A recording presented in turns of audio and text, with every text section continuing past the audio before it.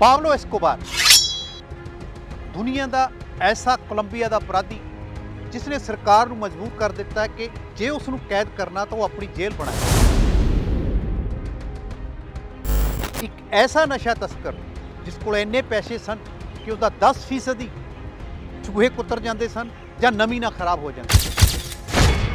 एक ऐसा नशा तस्कर जिस को इन्ने पैसे सन कि जिसनू दुनिया के मशहूर फॉर्ब्स मैगजीन ने अमीर लोगों के सूची में शामिल किया। ऐसा नशा तस्कर जिसने 20 साल की उम्र तक एक संकल्प लिया सी कि जो मिलेनियर नहीं बनता तो खुद को गोली मारता। उसदियां दिलचस्प गल्लां सत्ता ते अपराध के तकरार की गल असीं तुहाडे नाल साझी करांगे।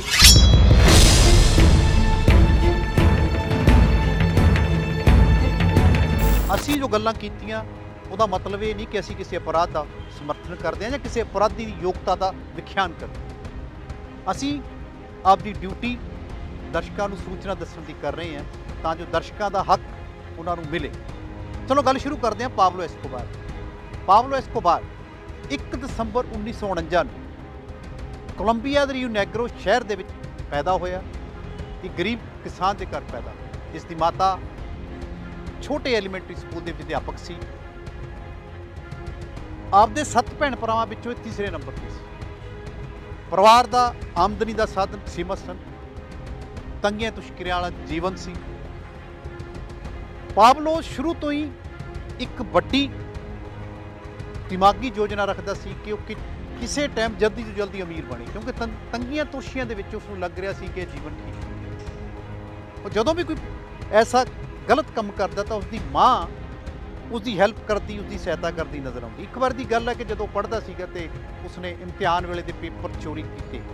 जो फड़िया गया तो प्रिंसीपल ने उसको बुलाया, मामला सिमट गया। पर जदों उन्हें घरे आके अपनी माँ नाल गल की तो माँ ने उन्होंने एक नसीहत दी कि चोरी करना कोई गलत काम नहीं है, चोरी करके फड़े जाना ये सब तो वड्डी गल है। इस करके मन्निया जाता है कि बचपन तो ऐसिया नसीहतां मिलण के कारण एक ये भी कारण बनया कि पाब्लो छोटी उम्र के विच एक वड्डी नशा तस्करी की जुर्म की दुनिया में चला गया।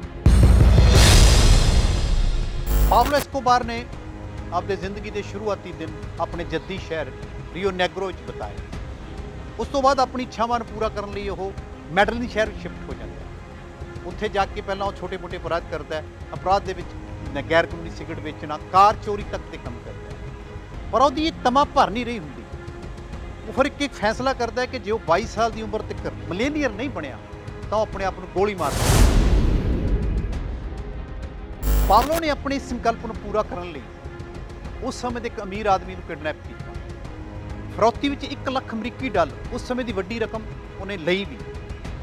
उस तो बाद उसनूं ये लग्या कि इस तरह के अपहरण ना या होर काम ना वो मिलेनियर का सपना पूरा नहीं हो सकता। फिर उसने मेडलिन शहर के एक नशा तस्कर गिरोह अपना लिया। उस तो बाद उस गिरोह ने उसनूं ड्रग डिलीवरी का काम दिता। इस विच उन्हें चंगे खासे पैसे बनने लगे। पर होया कि जल्दी जल्दी वो 22 साल तो पहला ही मिलेनियर बन गया। पर वो उसकी तमा ये नहीं सी, उसका निशाना ये नहीं सी। उस तो बाद भी ये ड्रग डिलीवरी का काम तो करता रहा, पर सोचने लगा कि इस तो वड्डा काम की किया जाए।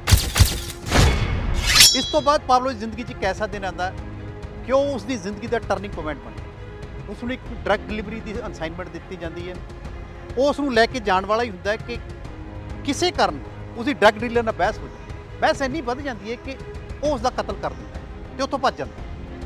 भज्जण तो बाद उन्हें पता लगता है कि जिहड़ी कोकीन उन्होंने 14 करोड़ की दित्ती सीगी, जे उसकी समगलिंग करता है तो उसकी कीमत उस तो किते ज़्यादा हो जाती है। फिर वो अपने तेज दिमाग नाल सोचता कि ड्रग डिलीवरी नालों तो समगलिंग का धंधा अच्छा है। इस तो बाद वो कोकिंग समगलिंग का धंधा शुरू कर दिया।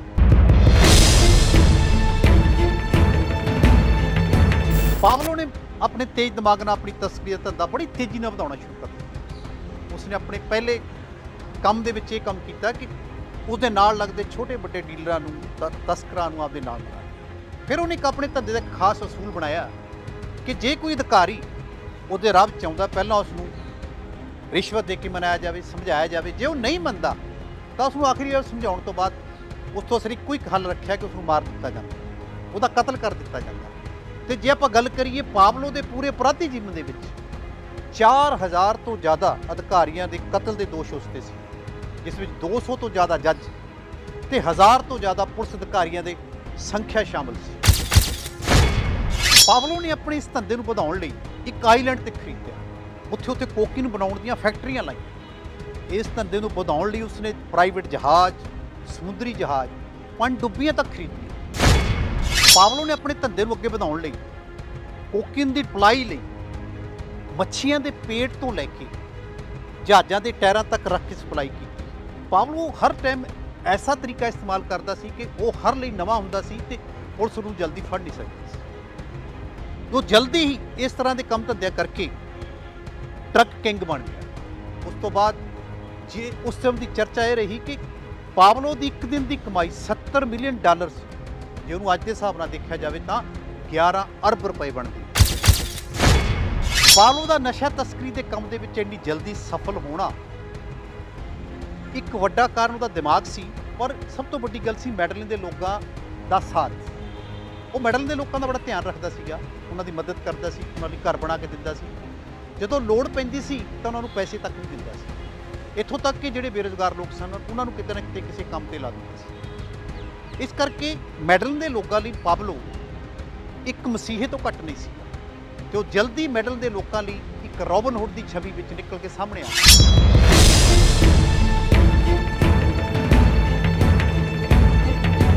ਪਾਬਲੋ ਚੰਗੀ ਤਰ੍ਹਾਂ ਜਾਣਦਾ ਸੀ ਕਿ ਜੋ ਅਪਰਾਧ ਕਰ ਰਿਹਾ ਹੈ ਜਾਂ ਜੋ ਅਪਰਾਧ ਉਸਨੇ ਕੀਤੇ ਨੇ ਉਸ ਨੂੰ ਇੱਕ ਨਾ ਇੱਕ ਦਿਨ ਕਾਨੂੰਨ ਆਪਣੇ ਸਕੰਜੇ ਜ਼ਰੂਰ ਲੱਗੇ। ਉਸਨੇ ਪਹਿਲਾਂ ਹੀ ਇਸ ਤੋਂ ਬਚਣ ਲਈ ਤਰੀਕੇ ਲੱਭਣੇ ਸ਼ੁਰੂ ਕਰ ਦਿੱਤੇ।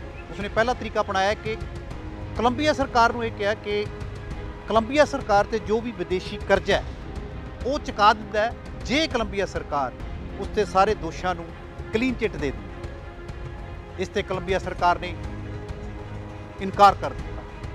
ਫਿਰ ਉਸਨੇ ਇੱਕ ਨਵਾਂ ਤਰੀਕਾ ਅਪਣਾਇਆ ਕਿ ਸਿਆਸਤ ਜਾਇਆ ਜਾਵੇ। ਉਹਨੇ ਸਿਆਸਤ ਜਾਣ ਦੀ ਕੋਸ਼ਿਸ਼ ਕੀਤੀ, ਪਰ ਉਸ ਨੂੰ ਲੱਗਿਆ ਕਿ ਸਿਆਸਤ ਵੀ ਹੁਣ ਉਸ ਦੇ ਇਹਨਾਂ ਜ਼ੁਰਮਾਂ ਦਾ ਹੱਲ ਨਹੀਂ ਕਰ ਸਕੇ। ਫਿਰ ਉਸਨੇ ਆਖਿਰ ਸਰਕਾਰ ਨੂੰ ਇੱਕ ਤੀਸਰੀ ਤੇ ਇੱਕ ਵੱਡੀ ਆਫਰ ਦਿੱਤੀ ਕਿ ਜੇ ਉਹ ਉਸ ਨੂੰ ਕੈਦ ਕਰਨਾ ਚਾਹੁੰਦੀ ਹੈ ਤਾਂ ਉਹ ਆਪਣੀ ਜੇਲ੍ਹ ਬਣਾਏਗਾ ਤੇ ਉਸ ਵਿੱਚ ਕੈਦ ਹੋਏਗਾ ਤੇ ਫਿਰ ਉਹ ਆਪਣੀ ਗ੍ਰਿਫਤਾਰੀ ਦੇ ਦੇਗਾ। ਇਸ ਆਫਰ ਨੂੰ ਦੇਖ ਕੇ ਕੋਲੰਬੀਆ ਸਰਕਾਰ ਨੇ ਕੁਝ ਆਪਣੇ ਉੱਲਾ ਅਧਿਕਾਰੀਆਂ ਨਾਲ ਗੱਲਬਾਤ ਕੀਤੀ ਤੇ ਫਿਰ ਇਹ ਫੈਸਲਾ ਕੀਤਾ ਕਿ ਇਸ ਗੱਲ ਨੂੰ ਮੰਨ ਲੈਣਾ ਚਾਹੀਦਾ ਤੇ ਕੋਲੰਬੀਆ ਸਰਕਾਰ ਨੇ ਇਸ ਆਫਰ ਤੇ ਹਾਮੀ ਭਰ ਦਿੱਤੀ। ਸਰਕਾਰ ਦੀ ਤਜਵੀਜ਼ ਮੰਨਣ ਤੋਂ ਬਾਅਦ ਪਾਬਲੋ ਨੇ ਲਾ ਕੈਥਰਲ ਨਾਂ ਦੀ ਇੱਕ ਜੇਲ੍ਹ ਬਣਾਈ ਤੇ ਡੀਲ ਮੁਤਾਬਕ ਸਰਕਾਰ ਨੇ ਪਾਬਲੋ ਨੂੰ ਅਰੈਸਟ ਕੀਤਾ ਤੇ ਉੱਥੇ ਕੈਦ ਕਰ ਦਿੱਤਾ। ਪਰ ਵੱਡੀ ਗੱਲ ਇਹ ਸੀਗੀ ਕਿ ਇਹ ਨਾਂ ਦੀ ਜੇਲ੍ਹ ਸੀ ਪਰ ਇੱਥੇ ਸਾਰੀਆਂ ਸਹੂਲਤਾਂ 5 ਸਟਾਰ ਹੋਟਲ ਵਾਲੀ ਸੀ ਤੇ ਇੱਕ ਆਜ਼ਾਦ ਨਾਗਰਿਕ ਦੇ ਤੌਰ ਤੇ ਪਾਬਲੋ ਇੱਥੋਂ ਹੀ ਆਪਣੀ ਡਰੱਗ ਤਸਕਰੀ ਦਾ ਕੰਮ ਚਲਾਉਂਦਾ ਸੀ ਤੇ ਬੜੀ ਖੂਬਸੂਰਤੀ ਨਾਲ ਚਲਾ ਰਿਹਾ ਸੀਗਾ ਇੱਕ ਸੁਰੱਖਿਆ ਦੇ ਵਿੱਚ। ਇਹ ਗੱਲ ਚਲਦੀ ਚਲਦੀ ਅਮਰੀਕਾ ਤੱਕ ਪਹੁੰਚੀ। ਜਦੋਂ ਅਮਰੀਕਾ ਨੂੰ ਪਤਾ ਲੱਗਿਆ ਕਿ ਇੱਕ ਜੇਲ੍ਹ ਵਿੱਚੋਂ ਨਸ਼ਾ ਤਸਕਰੀ ਦੀ ਗੱਲਬਾਤ ਚੱਲ ਰਹੀ ਹੈ ਤੇ ਇੱਕ ਅਪਰਾਧੀ ਚਲਾ ਰਿਹਾ ਹੈ ਤਾਂ ਉਸਨੇ ਕੋਲੰਬੀਆ ਸਰਕਾਰ ਤੇ ਦਬਾਅ ਬਣਾਇਆ। ਦਬਾਅ ਬਣਨ ਤੋਂ ਬਾਅਦ ਕੋਲੰਬੀਆ ਸਰਕਾਰ ਦੇ ਵਿੱਚ ਦਿਮਾਗ 'ਚ ਆਈ ਕਿ ਇਹ ਗੱਲ ਠੀਕ ਨਹੀਂ ਹੈ ਤੇ ਪਾਬਲੋ ਵੀ ਕੋਲੰਬੀਆ ਸਰਕਾਰ ਲਈ ਇੱਕ ਸਿਰਦਰਦ ਬਣ ਗਿਆ ਸੀ।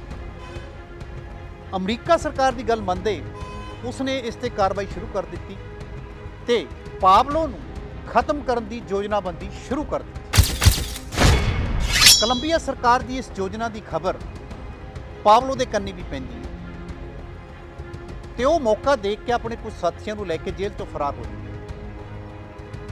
ਜੇਲ੍ਹ ਤੋਂ ਫਰਾਰ ਹੋਣ ਤੋਂ ਬਾਅਦ ਕੋਲੰਬੀਆ ਸਰਕਾਰ ਇੱਕ ਸਰਚ ਬਲੌਕ ਟਾਸਕ ਬਣਾਉਂਦੀ ਹੈ, ਉਹ ਉਸ ਨੂੰ ਲੱਭਣ ਲੱਗ ਜਾਂਦੀ ਹੈ ਪਰ 16 ਮਹੀਨਿਆਂ ਤੱਕ ਉਸ ਨੂੰ ਲੱਭ ਨਹੀਂ ਪਾਉਂਦੀ। ਆਖਰ 16ਵੇਂ ਮਹੀਨੇ ਦੇ ਅਖੀਰ ਦੇ ਵਿੱਚ ਜਦੋਂ ਉਸ ਨੂੰ ਪਤਾ ਲੱਗਦਾ ਕਿ ਪਾਬਲੋ ਕਿੱਥੇ ਛੁਪਿਆ ਹੋਇਆ ਤਾਂ ਇਹ ਸਰਚ ਬਲੌਕ ਟੀਮ ਉੱਥੇ ਪਹੁੰਚਦੀ ਹੈ।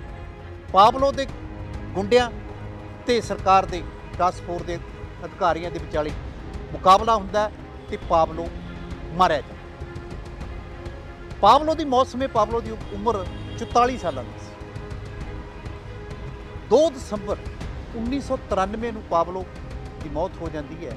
ਉਸ ਤੋਂ ਬਾਅਦ ਜੇ ਆਪਾਂ ਅੱਜ ਤੱਕ ਦੀ ਗੱਲ ਕਰੀ, ਜਿਵੇਂ ਗਲਤ ਨਾ ਹੋਵਾਂ ਤਾਂ ਕੋਈ ਵੀ ਐਸਾ ਅਪਰਾਧੀ ਨਹੀਂ ਮਿਲਿਆ ਜਿਸ ਦਾ ਫੋਰਬਸ ਮੈਗਜ਼ੀਨ ਦੇ ਵਿੱਚ ਜ਼ਿਕਰ ਹੁੰਦਾ ਹੋਵੇ, ਸਭ ਤੋਂ ਵੱਡੇ ਅਮੀਰ ਦੇ ਵਿੱਚ ਜ਼ਿਕਰ ਕੀਤਾ ਹੋਵੇ, ਤੇ ਇੱਕ ਐਸਾ ਅਪਰਾਧੀ ਜਿਸ ਲਈ ਜੇਲ੍ਹ ਬਣਾਈ ਹੋਵੇ ਸਰਕਾਰ ਨੇ।